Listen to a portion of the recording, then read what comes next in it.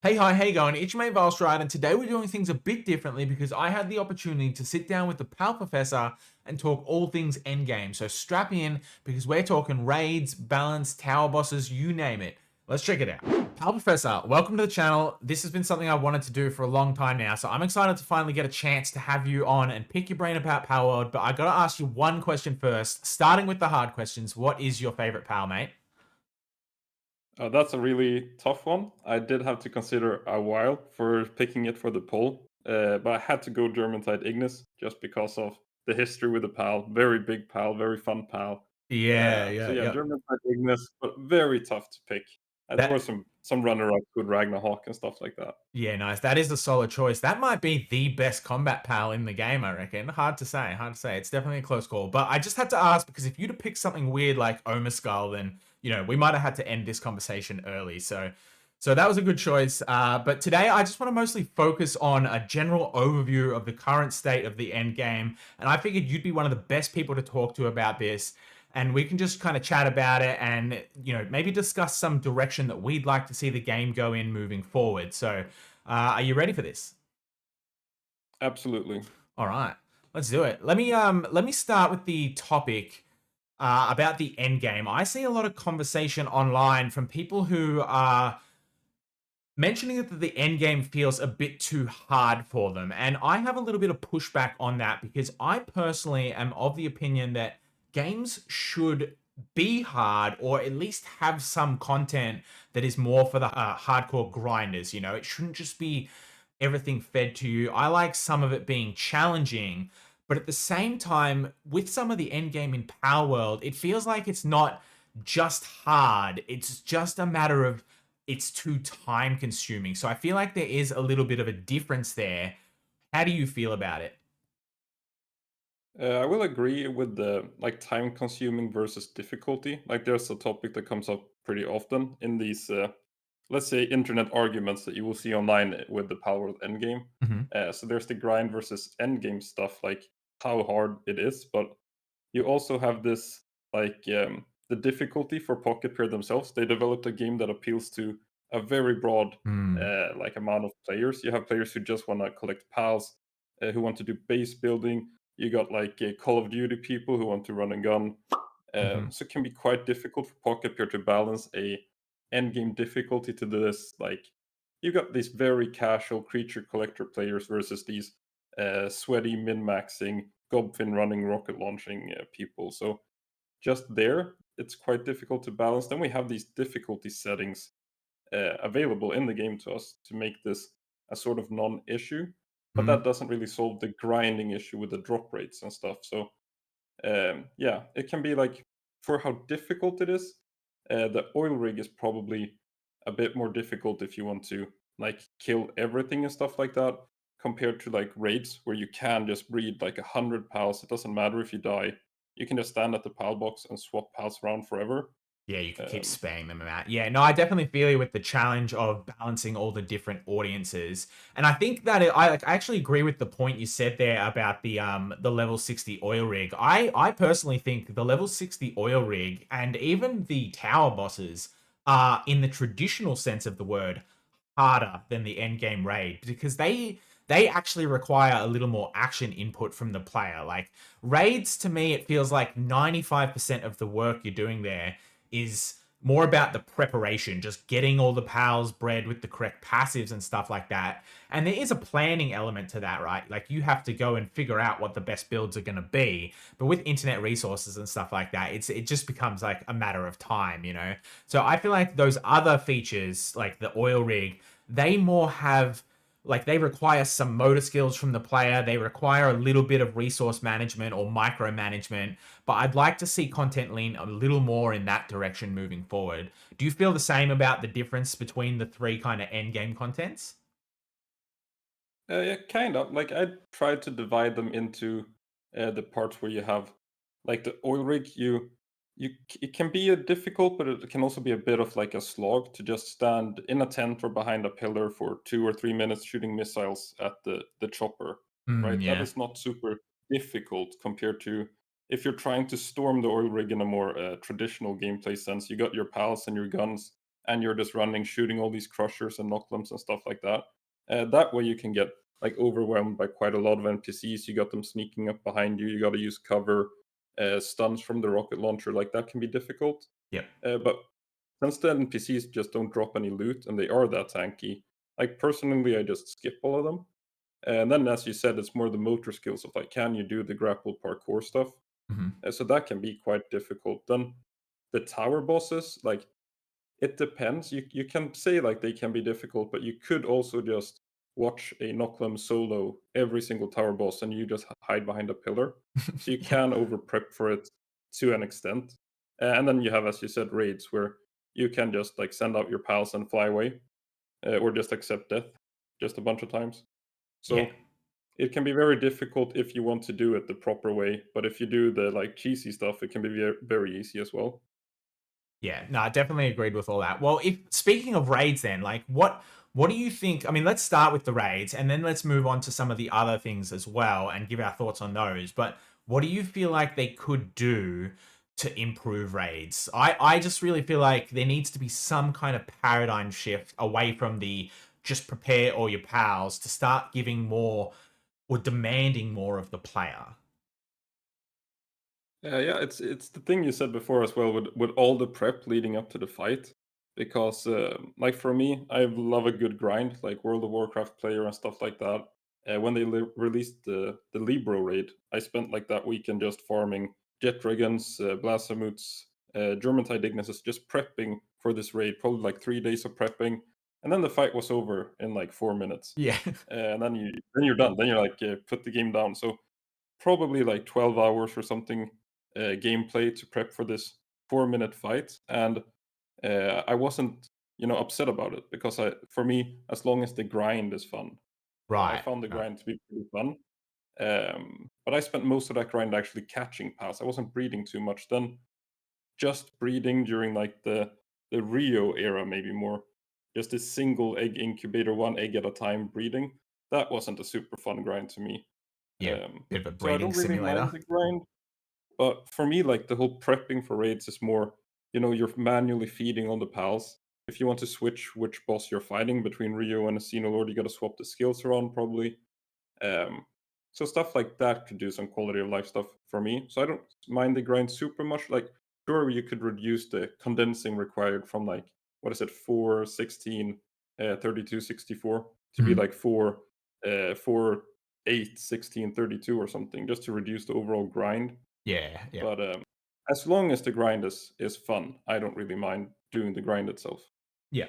Well, I don't mind too much like the amount or the quantity of the preparation that you have to do, but I feel like it still would be more rewarding for the player if you felt like come the fight you had to actually kind of take more action and stuff like that. I mean, you mentioned WoW before, you see, and we've talked about this before. For the viewers listening, we've had a bit of conversation about all of this in the past. That's what led to this kind of podcast going on here. But yeah, you mentioned you're a huge WoW grinder, and I actually used to be a massive Elder Scrolls Online grinder, and both of those games have they have raids basically, but raids in MMOs, and I'm not saying this game should necessarily become like an MMO, but there are things there that I think are worth looking at where bosses have different phases and there's just a lot of complex mechanics that you have to kind of learn, and raids in those games do feel incredibly rewarding, and I'd like to see some of those elements come to Palworld. For example, I'd like to see some of the bosses or the raid bosses have more varying phases where you have to maybe swap your pals in and out, or maybe there's like a healer phase where they drop a whole bunch of ads and you've got to go around and start killing all of those ads, and focus your DPS on those so that you can get back to DPSing the boss fast enough. Just little things that you have to micromanage, and where you as the player have to change up your behavior in some way rather than kind of just like flying around and shooting at the one boss. So I think the Xenolod raid did a really good thing by adding in the raid sorry, the ad drops. And I think it's quite interesting the idea of having to use the pal pods. I think that's a really cool mechanic. And even with the Ryu thing, I think the type shifting was a really interesting mechanic.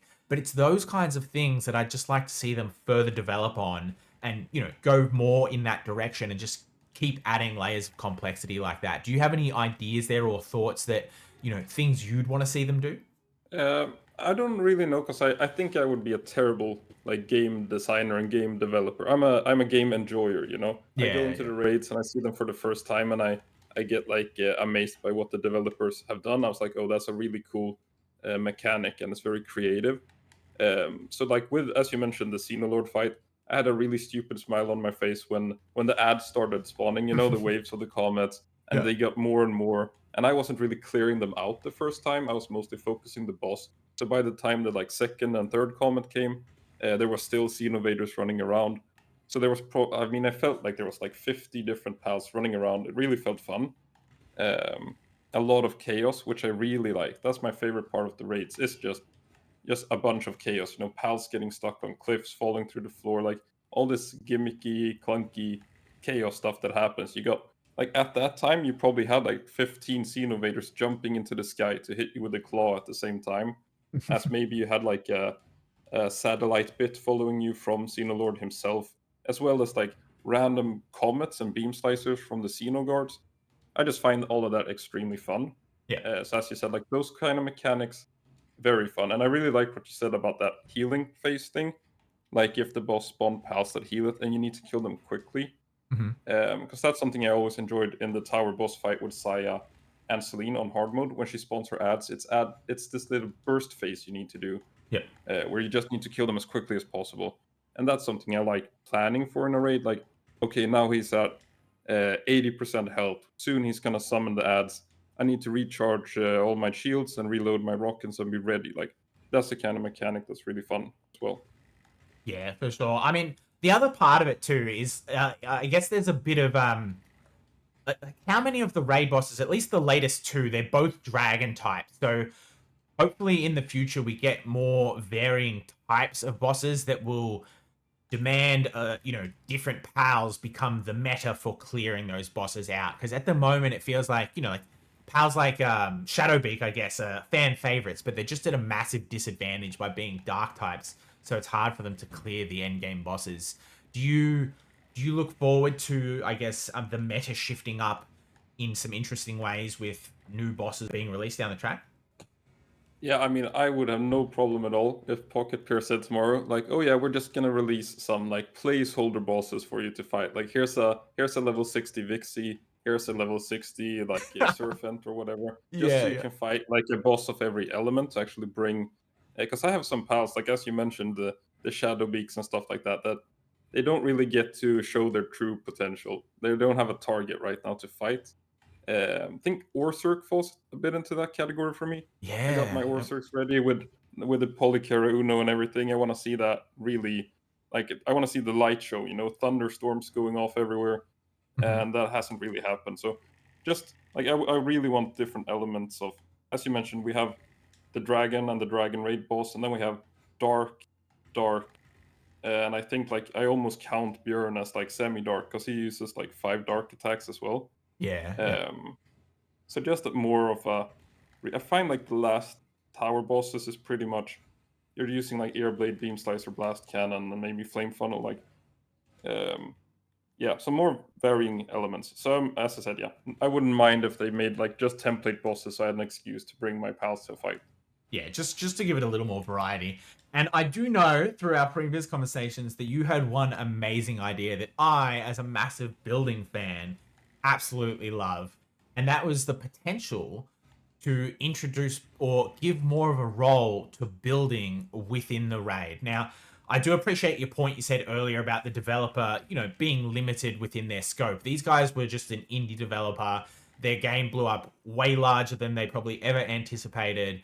And they are slowly catching up, and they're doing a great job implementing new content and dealing with um, fixes and bugs and stuff like that in a timely manner. But there is obviously a limitation on there on how complex they can make things. But something like putting building into the raids could be a really cool way to add some resource micromanagement, or just general micromanagement, uh, taxing on the player. Like, what are your ideas there? I know you've got a few good ones. I mean, I like the thought of having this objective. Like we talked about having some healers to burst, like having something like to keep in mind. So for me, like the whole PAL box swapping thing, I find it very gimmicky. You know, like you open the PAL box, you switch to whichever page you have your raid pals on, and then you need to right click like 30 times or something. Yeah, yeah. Uh, and then you accidentally start scrolling instead, and it's a bunch of chaos. But what I really enjoy about it is this objective that you have in the middle of the fight. Like I got to reach my pal box because all my pals are stuck in pal beds, or Yep. I need to swap between the faces before with Libra and stuff. And that gave you sort of, it's very dangerous to do the pal swap in ultra raids, right? You're standing still in front of the pal box, very exposed. So you needed to plan around it. You wanted full shields, maybe time it to a certain boss attack. But then the swap itself was very gimmicky. So yeah, with adding building or some sort of like mid raid objective, or as a prep before the raid, like it would be cool to be like building stuff with a tactic in mind. Like, oh, I want to build this sort of corner here to maximize, let's say, seed mine damage or whatever. Yeah, yeah. So mid Funnel raid, the it boss would or be something. cool. Yeah, exactly. So like mid raid, it would be very cool to have an objective to go for, like some sort of mission to accomplish during the raid that makes it difficult. And pre-raid, it's cool to add like elements of tactics and prep as well. Yeah, well, you see a lot of players try like the missile launcher builds. Like they'll build a big box around the raid boss, and then they have all their pals just kind of launching the missile launchers at it instead. Those things usually just get torn apart by like the ultra raids in a couple of seconds. But definitely appreciating the point here. I think it'd be really cool to have stuff like, little buildable structures. Like imagine if you had to build a little shield generator or something, and you had to keep building them to keep your pals alive. Like maybe the boss has a phase where it just does unsurmountable amounts of damage, and the only way you can survive it is by going and quickly building this little shield generator that might have been destroyed earlier in the fight, and that's going to pop up and protect your pals for like 10 seconds or something like that. Or imagine if they added, like, let's say an electric boss, and you had to go around and build little EMP emitters or something that like reduced its damage, and if they all got blown up through ads or something like that, then the boss's damage just became exponential and you couldn't handle it. So like little mini games within the raids like that, I think would add a lot of fun, and like you said, give you like another objective to actually do during the fight. Yeah, my brain just immediately went to min max mode, and I'm just picturing myself breeding maximum health and defense work speed pass. Bring an Anubis to help me bring Yeah, the yep. shields back up. So now I'm gonna have to breed IV work pals. Oh no. Oh Well, no.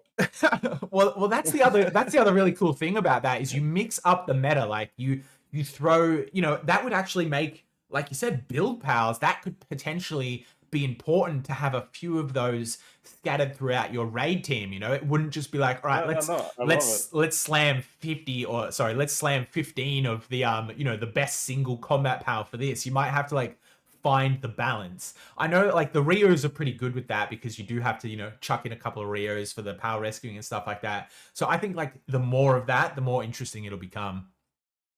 Yeah, that's something like with raids, as we've been talking now about like adding mechanics and stuff. I just love the idea of mixing raid teams. I've Yep. tried it with the Sylvegas. You add the Sylvegas for that shield. It didn't really do a whole lot. It's more for fun that it actually protected my other raid pals. Mhm. But I have been considering stuff like, you could add some seed mines to get the root effect if you're doing flame funnel, stuff like that. And now we got the Rios. I think that's pretty cool to just add a different element. So yeah, I think as you said, finding that balance if they add construction stuff to raids would be cool. Like, oh yeah, the recommended build here is probably you want two full work speed Anubis with like Gale Claw food on them to survive, to run around and repair pylons or whatever. It could be cool. Yeah, just anything that would get more pals more of a look in.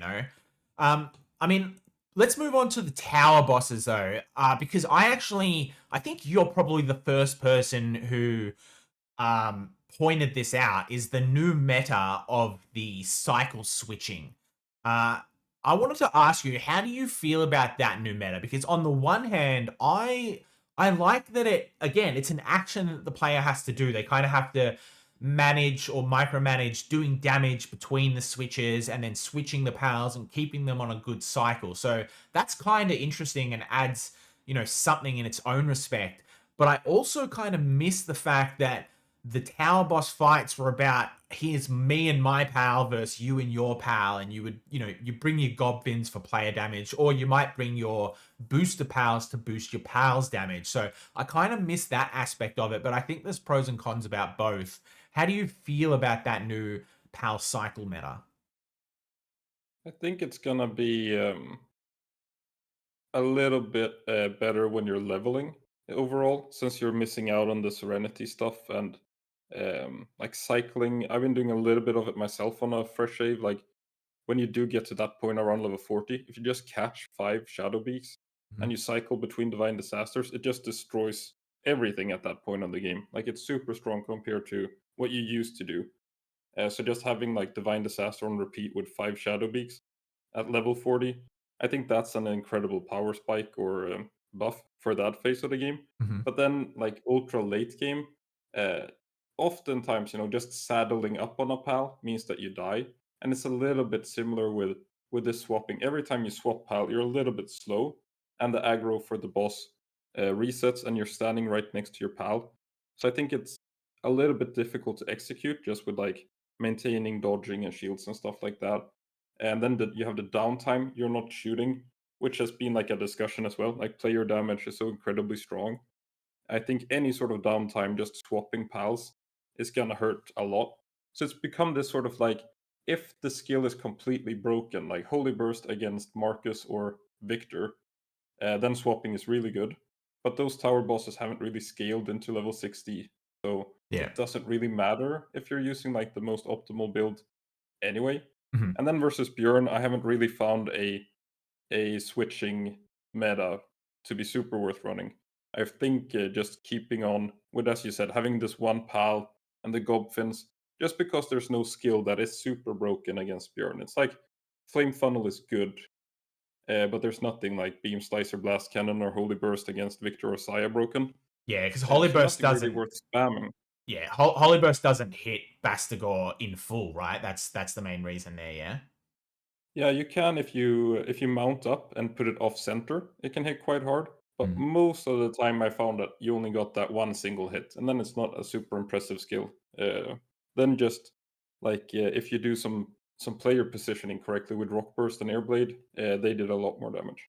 Right. Yeah. I actually, when the meta came out, you made a good point about the player damage. Like you're doing a lot less damage between switching or cycling your pals, so there's a bit of a drop there or an offset there. I did try using the I'm like, oh, this might be the chance for the advanced bow to shine because it doesn't have a reload. Like I really didn't want to use, say, the multi-guided missile launcher or the plasma cannon that have a bit of a reload time between, because it's like, okay, you swap your pals, shoot your 2 bullets, but then you spend time reloading instead of swapping your pals, and it would get really clunky. But I'm like, the advanced bow is just a nice, one shot swap pal, one shot swap pal. It might be the best way to like micromanage the time between, but it just wasn't great. It still just wasn't that good. Yeah, it just feels clunky. Like Yeah. I have been recording some clips for my newest build, which is these 5 Noclums I made with just pure attack. They're doing the ferocious build, Yep. and the plan was to cycle between these 5 Noclums in melee range and just have 5 melee range rock bursts because that's a crazy amount of damage. But just the way the fight plays out just makes it very clunky. Um, there are some bugs involved as well. Like you will send out a Noclum and use the partner skill that cancels whatever attack he was about to use, so he just won't use Rock Burst for Mm. for those like 15 seconds. Yep. Um, so overall, I've tried to make it as overpowered as possible. Like you want to make an entertaining video, right? So you try to make your build shine, Yep. and I have not really been able to make it shine, and that just tells me that the build is not as good in reality as it is on paper. Y- There are factors that make the swapping not great against Bjorn specifically, but against Victor and Marcus, it's insane. And it was also extremely strong against Rio, so it would probably also be extremely strong against Xenolord. But the problem with Xenolord is if you're on the ground, you die, kinda. So you're not doing a lot of pal swapping against Xenolord anyway. Yeah. Yeah. Fair. Um, I mean, How do you feel about, you mentioned like the move sets before as well. How do you feel like about the balance between the move sets? And I've seen a few of your videos talking about just how good the top active skills are. This is one of the things that has been my biggest frustration with it, because in some limited DPS testing that I did for a Bastigor build, it was just a bit of a shame that the ice moves, or like the go-to and exclusive ice moves for him, and the Siren of the Void build didn't even stand up, at least for the DPS testing that I was doing. It obviously varies boss to boss and fight to fight, but at a raw base level, some of the moves just completely don't stand up to generic moves like Holy Burst and stuff like that.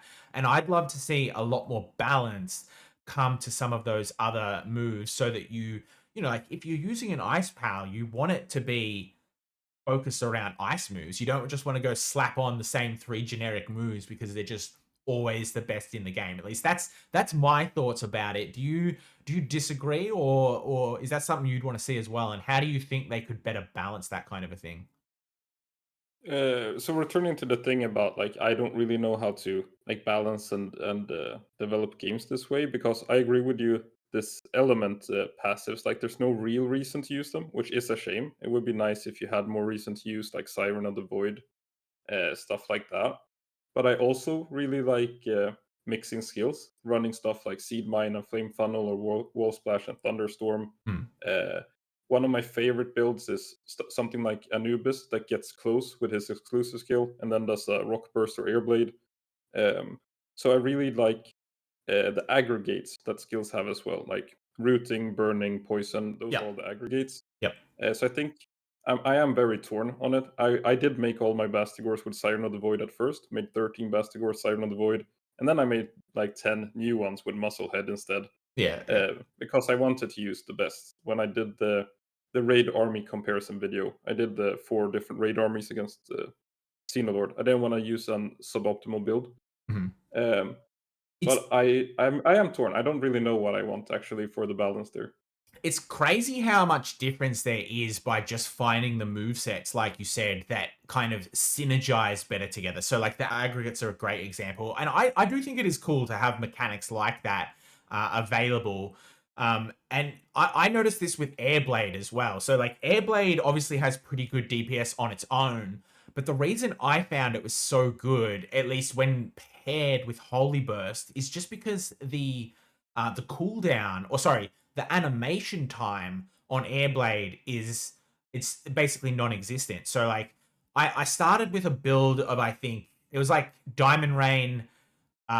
What's the big exclusive skill that Bascore has where he jumps up in the air? What's Glacial impact. Glacial Impact, yeah. But I found, at least on single target, that was doing way less DPS because the animation time was like 7 seconds long or something, and it kept cutting short the holy burst that Bastigor would do. So like if he had Glacial Impact on the build, sometimes his holy burst would be delayed by like 3 seconds because he was in a animation for a Glacial Impact. So when I swapped that out for Airblade, I just got those routine, straight off cooldown holy bursts, and that just changed the DPS so much just because that one skill is so good. But definitely hearing you about like making sure you mix and match those skills so that you get the best optimization and the best synergy between them all. So that is definitely interesting to play around with.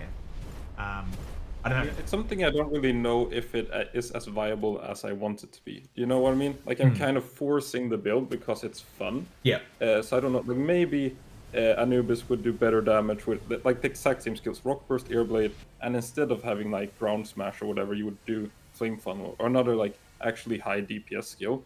But it's just like I like the thought of this synergy being good, so I use it. Like Yeah. I don't really know if it's that good. Yeah.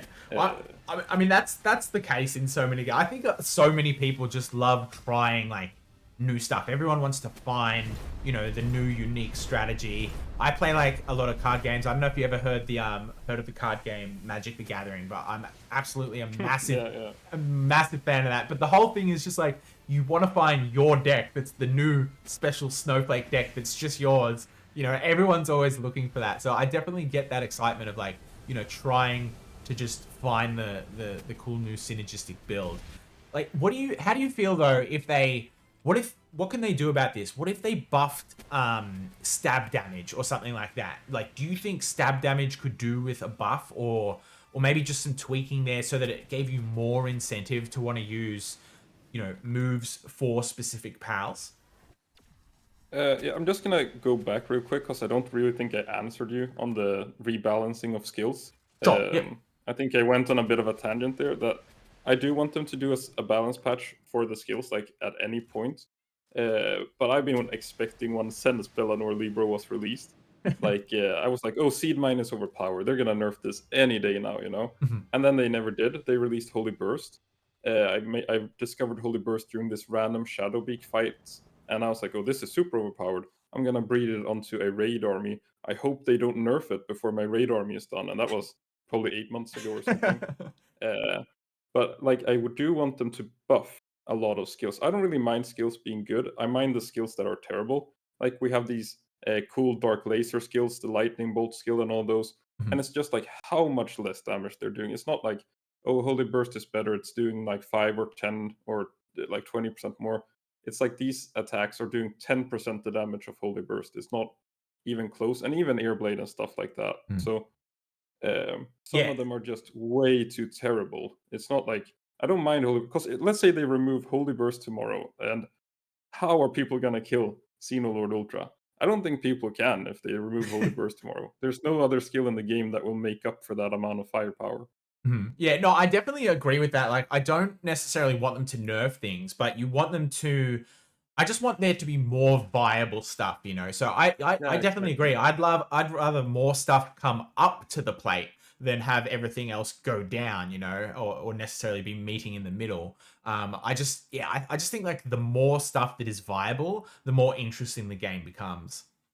Yeah, exactly. So these laser skills, like, they really need some sort of buff to make them because they're cool, you know. Yeah, And you need something to. You got a lot of new players. You always see their builds have these laser skills, you know, high power, cool purple skill fruit, and they just don't know that they're dealing like a tenth of the damage they could be doing with just adding a lightning streak or something else like that. Um, and then something else I skipped on a little bit before was this aggregate talk we were having. Have you actually, just a little off topic, have you tried the grenades, grass grenade, stuff like that? oh no, but I wanted to talk to you about grenades because as far as like weapons go, the grenades just seem completely useless. But am I wrong? Are you I mean, telling me they're actually pretty good? they are pretty. If you just spam the MK2 grenade, it is actually pretty good because you Okay. can throw so many at a time, but it can be tricky to hit. Yeah. But mostly these aggregate grenades, if you have 15 pals casting flame funnel at the same time, right? So they're all shooting their flame funnels. If you throw one grass grenade at the raid boss and it gets rooted, then all those flame funnels are dealing double damage. Wow. So in a raid scenario, I think like yeah, sure, you could actually add like the grass attack to your pal as well. Like if you had your Frostallion and you just seed mined or whatever. But if you want to do like the Holy Burst build on your Frostallion, just having like a casual grass grenade, the electric grenade, or the water grenade can actually be pretty cool combos with the raid pals. Yeah. So just something I want to touch upon before we moved on to the stab damage discussion. Oh well, that's good. I'm gonna have to keep an eye out for the next Power Professor video that covers that in detail and tells me how to abuse that. I actually haven't made it yet. It's just something I like doing. I like tossing grass grenades at Libro when you Yeah. have a bunch of flame funnel pals going. It's Yeah. good. Yeah. Well, how about stab damage then? Do you think like just bringing that up would open up more viability for some of the other skills because you're really incentivized to, then maybe exclusive skills for pals become more viable? How do you feel about it? Definitely think it should be increased. But that's more due to like all the hard mode tower bosses and the ultra raids use the counter element skills, right? You got like beam slicer Mm, on pals to counter yeah. whatever this dark pal that you're bringing. They got the water attacks on Lily, stuff like that. Yeah, Shadowbeak So has about like 4 ice moves, doesn't he? yeah, so Yeah. there's a uh, like the common method for me now is to just if you're fighting Marcus, you bring a fire pal instead, not a water pal. So adding the stab damage would make actually bringing the counter pal a bit better. Mm, I feel instead because right now you're mostly breeding the counter element, right? Like I was making the German Tydignus or the Rios against Basamut Rio. I was even using Bellanor Libro against Libro back then. So right now you kind of just throw the skill fruits that are best on a pal, but having stab would actually make you use like the water pal for the water skill a bit more. So Yeah. I think increasing it would be fine. Yeah, nice. And how about weapons? I feel like weapons should be balanced so that you can use different weapons for different jobs. I don't know, like maybe even the flamethrower against grass pals or stuff like that. I don't know. Maybe if different bosses were resistant to different types of ammo or something like that could be cool as well. So like you need to bring different guns to different fights. Like maybe if a certain dragon pal had hard scales and normal bullets couldn't penetrate it, so you had to use the advanced bow or something. I'm really just pushing for the advanced bow here, but you get the point. Like something to just mix it up, so you have to bring different guns against different pals. What are your thoughts there? Yeah, definitely. As long as it doesn't mean that people have to grind a certain gun for a certain fight. Yeah, Like that's a that's a good point. problem that some games I play lead to.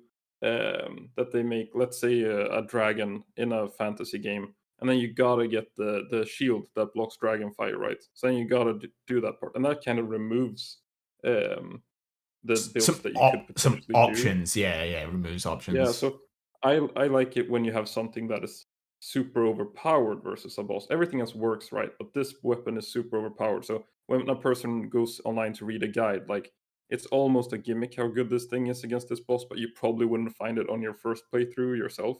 Mhm. Um, so something like that. Like I like it when the best solution is the best solution, but not the only solution. Yeah, no, I think that's a good mantra to keep about it. Just again coming back to that point about opening up more viability. I mean, within any meta, players are always going to find this is just what the gaming community does now. Like they're always going to find the best build that is like if you go down to the minute DPS, you get an extra 2 DPS a second or whatever. Players are always going to find that. But as long as I think more stuff is viable, then the game's in a healthy place. Yeah, definitely. Like you will there is some saying, right, that players will eventually like optimize the fun out of a game. Mhm. Yeah, Um, 100%. but then it's up to you a little bit how you want to play the game as a player as well, because I definitely don't follow my own like recommended builds and guides and stuff like that. I will make like a guide for, oh, this is how I find is the optimal way to take down this boss and do this strategy and stuff. But then when I'm actually playing the game, I'm just doing whatever is the most fun and least tedious. So I keep using like even if the plasma cannon has a little bit higher DPS, the quad launcher lets me just focus on other things that are more fun, like um, so just using the stuff that is fun. It's up to Mhm. the player, but some players just need to use the best stuff, and Yeah. then it can be a bit boring for them. Like the whole oil rig grind discussion. Like everybody complains so much about grinding the oil rig for these legendary schematics that you actually don't need. Yeah, you don't, like, need them to complete the content, right? It's just, like, that extra level of, reward if you get them or that extra level of satisfaction for getting lucky.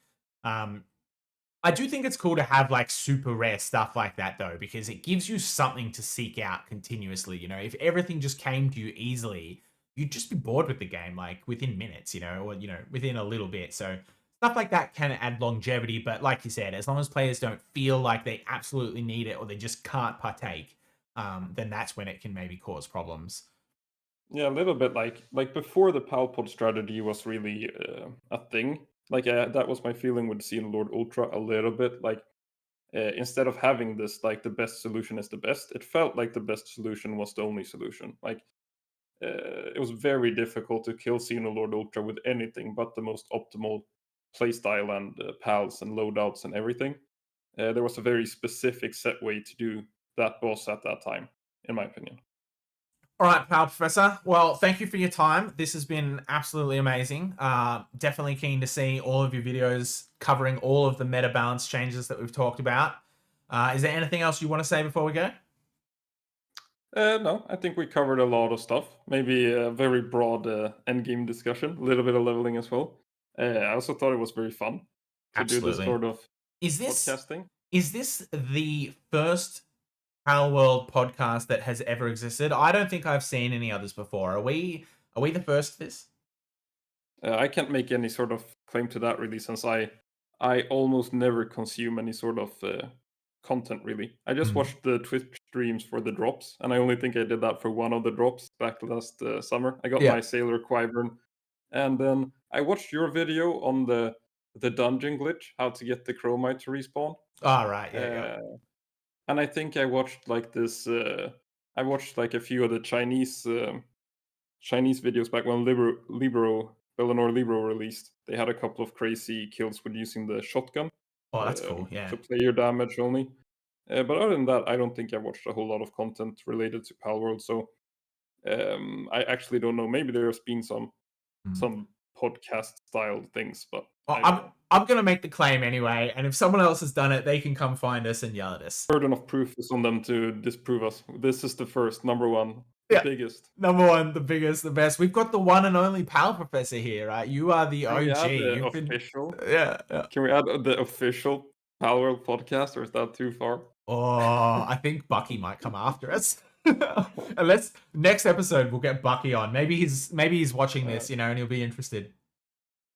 yeah, we'll Make it see. happen. Make it Big, happen. big if, big if. Uh, Send thank, send the invite.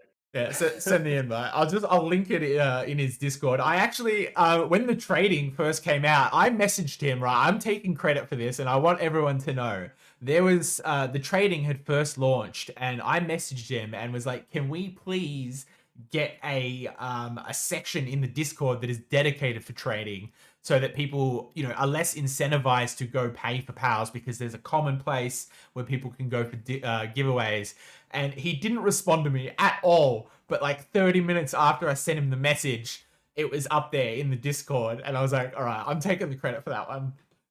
Yeah, I think you should take the credit for it. Yeah, They are very a silent company. I feel there's yeah, always this a lot of like reactions to patches, and people are pinging them a lot in the Discord, and they almost never reply to any of these kind of things. Then they just silently release a patch a week later that fixes the issue. yeah, yeah. It They've took all those addressed like ideas. Yeah, all the save stuff, but I feel like I think it's pretty cool. They don't really address a lot of gamer outrage, the culture there. They yeah, just yeah, kind of silently do their thing and make the fix, yeah. and they They're, don't really justify what they do or anything. They just kind of try to make a good game. they're definitely listening. Like you said, you can see that they're listening. They're just not so like there's not so much outreach from them to the community. Yeah, But and maybe I that'll think that's change. pretty fine. Yeah, I No, think but it's I think fine. it's Yeah, fine as well. Like you see it in the patches. I don't need them to tweet like we're working on it for me to realize that yeah. they are working on it. I just think it's pretty funny that you often see a lot of outrage, and like people will be like, "Can you answer? Can you answer?" And then there's like no answer, and then 2 weeks later there's the fixed patch instead. It's done. I Yeah. just think it's cool. Yeah. Yeah. All right, everyone. Well, thank you for watching, listening, however you've been doing it. Catch you next time. All right. Thanks everyone.